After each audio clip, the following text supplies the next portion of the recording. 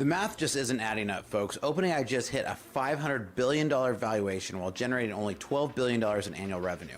So that's 42 times revenue multiples. That makes Tesla look conservative. So after 25 years of building software, I'm seeing red flags everywhere. AI providers are quietly clamping down on unlimited usage, coding startups are burning more money than they make, and the whole industry is starting to smell like 1999 all over again. The AI gold rush is hitting some serious reality checks, and today I'm going to break down some big warning signs that this bubble is ready to pop and what it means for your business and for your wallet. Let's dive in today.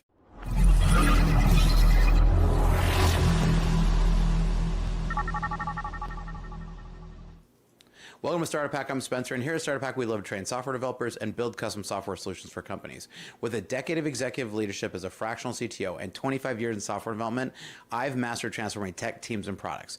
All right, guys, the numbers behind these AI booms are absolutely wild, but not in a good way. Remember when I called out the crashes that happened before? Well, there's some warning patterns that are flashing neon bright here for AI. Let's dive into some of the real data that shows the bubble's about ready to burst. So let's take a look over here on our monitor and take a look at some of these reports that we have here. So OpenAI is a $500 billion valuation in potential employee share of Salesforce. This is crazy, man. $500 billion valuation would be a huge jump from the current $300 billion, almost double valuation. Now, they have really grown in some revenue over the last little while, and there's some reports that they're between 13 to 15 billion of revenue, on track to hit possibly as high as 20 billion of revenue by the end of the year. But that is still a staggering number and a staggering multiple. But it says tech giants competing intensely to recruit and retain AI talent. And this is one of the things that's really hit OpenAI. They've absolutely just gotten hammered and there have just been totally pulled against.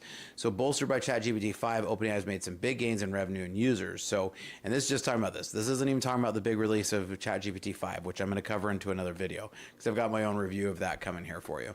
But this is just talking about the seriously crazy valuations. So it says that would represent an eye-watering bump up from its current valuation of 300, with the sale underscoring both OpenAI's rapid gains in users and revenue. So that's why they're saying that they're worth this much, right? But bolstered by its flagship product, OpenAI doubled its revenue in the first 7 months of the year, reaching a run rate of $12 billion. Now, the thing about this that's interesting to me is and saying that they're on track to hit 20. I think 20 is a little bit of a stretch by the end of the year. I think they've seen, they've just released ChatGPT 5. There's not going to be another big run on users this year. There's not going to be some new feature they're going to get to give a big run on these users. It says OpenAI has about 700 million weekly users for its ChatGPT product, a surge from 400 million in February. So that is a huge chunk, right? They are definitely have learned how to grab users quickly. However, I think what's going to happen here really quickly, though, is because anytime you hear that SoftBank has ended the year fund $22.5 billion portion of the round, but the remainder has been subscribed at a valuation of $300 billion, right? So they haven't agreed to this yet. They're trying to sell off at this $500 billion valuation, right? And so the company has definitely increased its cash burn, though, by projected to roughly $8 billion. So let me think about this for a minute. So they're making $12 billion and while burning at least $8 billion. Now, I think it's actually higher than that. Now, Miriam Murati, who is one of these people who actually left, did raise an AI startup, and she's raised $2 billion on a $12 billion valuation, and they haven't even announced a single product. So we can definitely see that there's some crazy valuations going on here. Gen AI companies are raising, generative AI companies have raised $56 billion from VCs in 2024 across 885 deals. And in 2025, it's only continuing to get bigger in AI and more exclusively to AI. These valuations only make sense if AI completely replaces human workers overnight, right? They would have to actually be replacing these workers by the end of 2025. And so that's why I just don't really see this happening on that big of a scale. So the other part about this I want to talk about is we're starting to see the AI usage wars. And this is one of the big signs that the bubble's bursting. Everybody's starting to run for cash, right? Everybody needs to start generating the revenue. So now we're seeing the run onto the revenue, right? I've started to hit this as well. I hit almost my daily limit every day, and I'm paying for 4 different AI services, right? So the AI usage has run up, and so this guy's talking about the tech resources who barely adult, but with some impressive coding creds, right? So sorry, that was the wrong highlight. Let me see here. So what he's talking about here, though, is unlimited AI is not unlimited. And this is not, and this is the real problem, right? In mid-July, Anthropic and other AI providers got more serious about their limits, right? So we saw Anthropic raise them. We saw Claude start Claude Code. He went down a product where he was building a new product and he ran into the end of it. But really, everybody is hitting this, right? And this is what's starting to happen here. We're seeing Claude start to really enforce their limits. I'm running into limits on Grok. I'm running into limits on all of Gemini just limited me the other day. Like, I'm starting to hit all of these because I use AI a lot every day. But part of the reason I'm using it a lot is because it takes multiple requests every time I want to get something done. And I've figured out how to use it pretty well at this point, that if it doesn't work, I throw that one out and start all over again, right? And that's part of the process here. But they're really starting to squeeze it because somebody like me who uses it every single day and generates a lot of different things because I'm running projects against it every single day. And so as I'm using this unlimited era is totally going away, right? Startups that built their entire business model around unlimited AI usages are suddenly getting hit and hitting a wall where suddenly their company is getting hit with these massive bills, or they're just running out of processing, right? So companies that were processing customer workflow through AI found their entire feature set stop working when limits kicked in. So the chill effect is real here. Businesses can't scale when their core technology has secret usage caps that can shut them down mid-operation. So these AI platforms have been selling on unlimited for so long, and everybody believed it and built their whole systems around it, and now suddenly they're getting smacked in the face. So smart companies are now building multiple AI provider integrations, like I was just talking about, right, where I'm doing the 4 different ones. And this is eerily similar to when cloud providers started metering bandwidth in the early 2000s, and suddenly unlimited wasn't so unlimited anymore, right?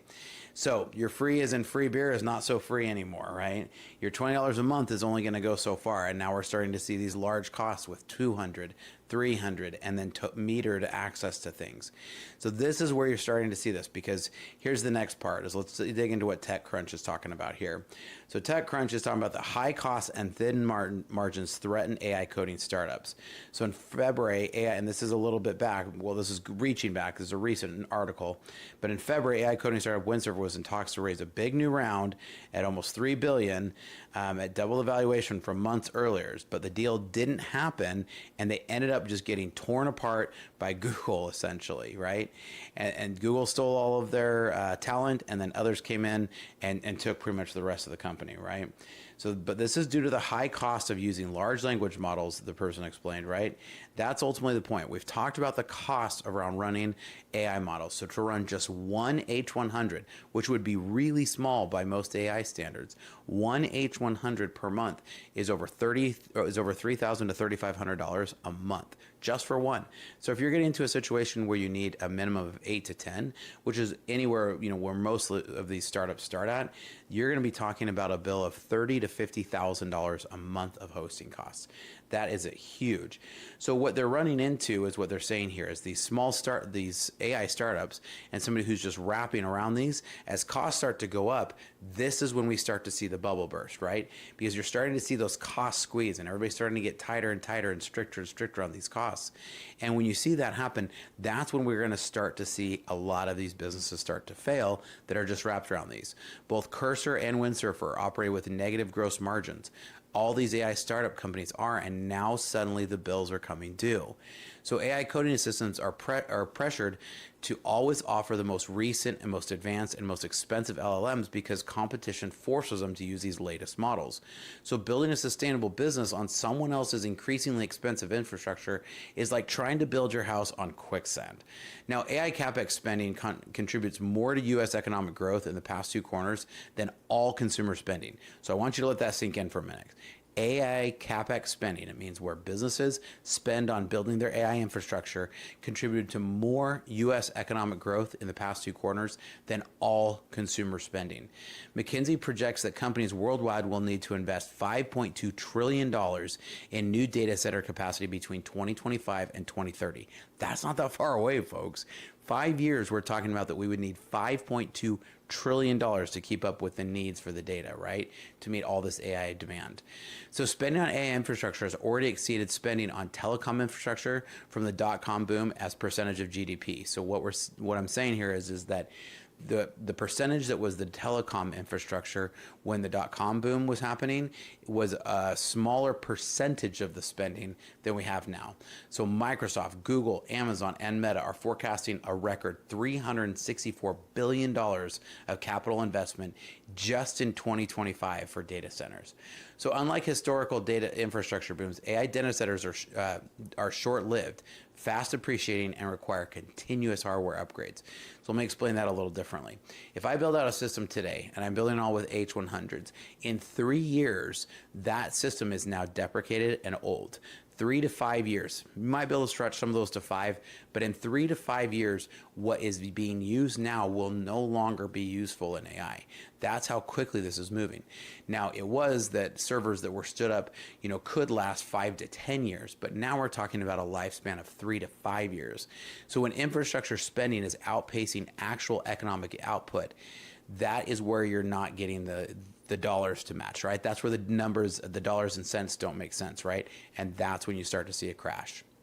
Now, if your company has systems that aren't connected, reach out to us, because one of our specialty is building AI efficiently. We have some very unique things I talk a lot about on my channel. So if you want to go check out some of my AI DIY servers, we can come up with an AI server that we build for $1,000 to $3,000 that can do a lot of that processing in real time and ahead of time, rather than trying to always do everything in real time.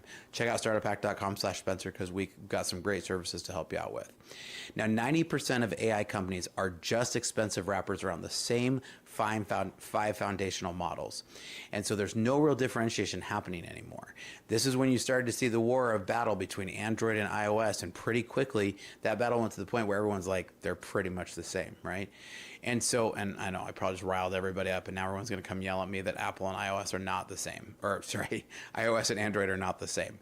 But my point here is that most AI startups are taking OpenAI or Anthropic's APIs, adding a user interface, and calling it a revolutionary invention. The barrier to entry is so low that entire companies are being built in weekend hackathons with no sustainable competitive advantage. When everyone is using the same underlying technology, only competition becomes the only competition is those who can lose the money the fastest. So real value creation requires building proprietary technology, and that is increasingly expensive. When you're trying to compete against these guys who are spending $50 and $60 billion a year, how are you supposed to build a startup? So I understand that people like Miriam Murati may be able to go out and get $2 billion of funding, but even that is like the debt's going to come due at some point, right? History shows us that when every company looks identical, only the one with the deepest pockets survive. And that's what we're running into, is the Mag 7 are going to be the big ones that survive. Now, Meta's investing billions of dollars to poach key AI researchers, primarily from OpenAI, and offering pay package in the 9-figure range for top talent. In July, a startup hired 2 leaders from Anthropic Claude Code team, but 2 weeks later, these employees returned back to work at Anthropic. It's a huge battle going on out there. The cost of acquiring and retaining AI talent has reached absolutely ridiculous levels, and most startups cannot sustain this. So when your primary competitive advantage is human talent that can be poached by writing a bigger check, you don't have a defensible business. So smart money is realizing that betting on individual researchers is like betting on a sports star. One injury and your entire strategy collapses. So sustainable businesses are built on systems and processes, not on a handful of expensive superstars who can walk away at any time. Now, OpenAI and Anthropic are entering the AI coding market directly, competing with their own customers who rely on their AI. So that's kind of a funny thing, because if you're Anthropic and you say, hey, developers, we're going to make our stuff so good that we aren't going to need you anymore, that's probably not a super wise option if you're going to tell everybody that, because first of all, it's not even true. And second of all, it's like if you build that model, even if they were to be successful, they literally be replacing their own customers. But this creates an impossible situation where your supplier is also your biggest competitor. So selling the business was a strategic move to lock in returns before being undermined by the very companies that supplied AI. So companies building on third-party AI models are essentially tenant farmers. They work the land, but they don't actually own it. Now, the problem that we're running into is with ChatGPT-5 released this week, GPT-5 turned off a whole bunch of of their smaller models, like O3 Mini and O4 Mini and O3, And suddenly now they changed all of it literally almost overnight, and suddenly a lot of businesses are scrambling. So the smartest entrepreneurs are realizing that true independence requires owning your own core technology stack. And in the AI world, that usually means numbers in billions of dollars. Now, here at Startup Hack, we do a lot of really scrappy things where we get AI working with AI models on servers we can build that you can either host or we can host into a data center for you. And we can do it in ways that are really cost effective and still get you into the AI game. So check out startuphack.com/Spencer. Now, China built hundreds of AI data centers to catch the AI boom, but now many stand unused as the economics don't quite work out. So the Chinese government pushed for AI infrastructure, and it led to massive overbuilding without corresponding demand to fill the capacity yet. Now, projects are failing, energy is being wasted, and the government may need to step in and take over some of these failed facilities.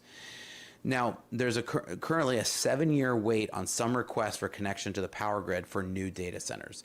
Goldman Sachs forecasts global power demand from data centers will increase by 165% by the end of the decade. So just imagine your bill now, your electric bill now, and multiply it by 165%. That's what's going to end up happening, because essentially everybody out here is going to have to end up subsidizing all of the AI grid. The electrical grid simply cannot scale fast enough to support the AI infrastructure boom that investors are funding if we just continue to try to build this off of scale. There's going to have to be chip innovation, or we're going to have to change the way these LLMs work, because right now they are not efficient enough. So physical infrastructure constraints are going to force a reality check on AI expansion plans and whether investors like it or not. Now, DeepSeek had the breakthrough, and it really caught everybody by surprise, but that was so 6 months ago now that everybody's kind of forgotten about that. But if AI efficiency improves faster than planned, the massive infrastructure investments become standard assets that will really get us into trouble really quickly. Recent Chinese developments have raised concerns about the returns on current and projected AI investments. So the history of technology shows that efficiency gains can make entire business models irrelevant overnight. Smart companies are hedging their bets rather than going all in on the current AI architectures that might not age well. But if you're NVIDIA, you're still laughing because you're the one selling the gold shovels, right? Now, getting customers to actually pay for their AI services is proving much harder than getting them to try the free demos. And this is what I think this is my prediction with OpenAI. Yes, they have 700 million users because they're only charging $20 per user. But as that cost is being forced to go up, and as OpenAI has to continue to reduce the number of offerings for that $20, which is what we're seeing everybody do, start squeezing and squeezing and squeezing. It's kind of like that same bag of chips that you get at the store, but and you're paying the same amount, but the bag keeps getting smaller. That's what they're going to start doing here, because they're going to have to figure out how to make these companies more profitable, and that's going to have to be with less processing. Yet the only way they can improve this over the last 3 years is to throw more processing at it. With the announcement of ChatGPT 5 this week, they said it took over 150 times the amount of training to go from 4.0 mini.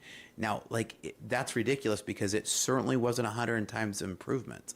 So we're going to see this transition from cool technology to must-have business tool, and they're going to continue to try to raise that price, getting everybody hooked onto it. So this is where we start to see bubbles burst, right? Because a new technology or a new transformer, or somebody who comes out and can beat this technology, will then cause a massive shift in the whole market, just like we saw for a small blip with DeepSeek earlier this year. So when generative AI companies raised $56 billion in 2024, something tells me we're witnessing the mother of all tech bubbles. The gap between investment and actual business results is becoming impossible to ignore, even for the most optimistic VCs. Now, OpenAI, because it's Sam Altman, can still go raise some crazy money. So that money is still flowing in and flooding into AI infrastructures, but it's being diverted from other sectors, and including venture capital and traditional manufacturing. So when an entire economy starts depending on one sector's speculative growth, that's exactly when a bubble can pop. We saw this with 2008 when they were doing that with the housing market.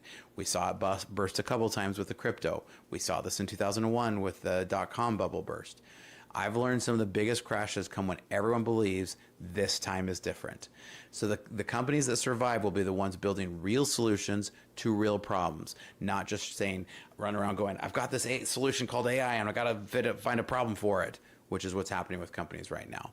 So if your company has real problems that they need to get solved with technology, like having disconnected systems, reach out to us, because here at Startup Hack, our specialty is getting systems connected so that your company can work like a well-oiled machine. So check out startuphack.com/Spencer and we can help you out. Now, what are your guys' thoughts? Do you agree? Do you disagree? I love to have a great, healthy discussion. So the best thing you can do is to leave a comment down below and make sure you like and subscribe. Here at Startup Hack, we love to train software developers as well as build custom software solutions for companies. So reach out, because we'd love to help, and here's some information about our services. Hi, I'm Spencer, a fractional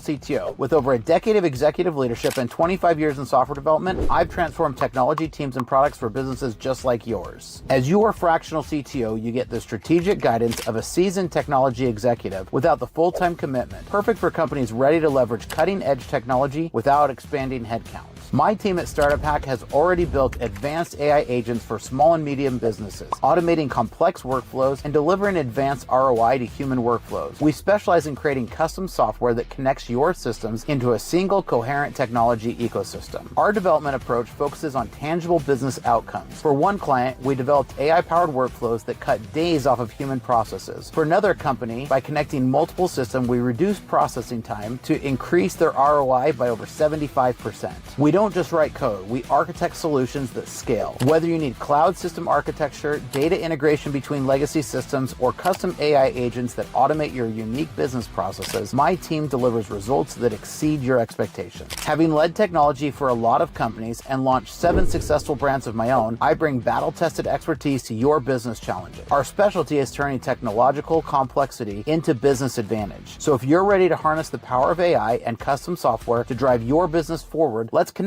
Together, we'll build technology that doesn't just solve today's problems, it positions you for tomorrow's opportunities. Technology leadership, decades of experience, AI powered. Reach out today and we can help you. Check out Startup Hack.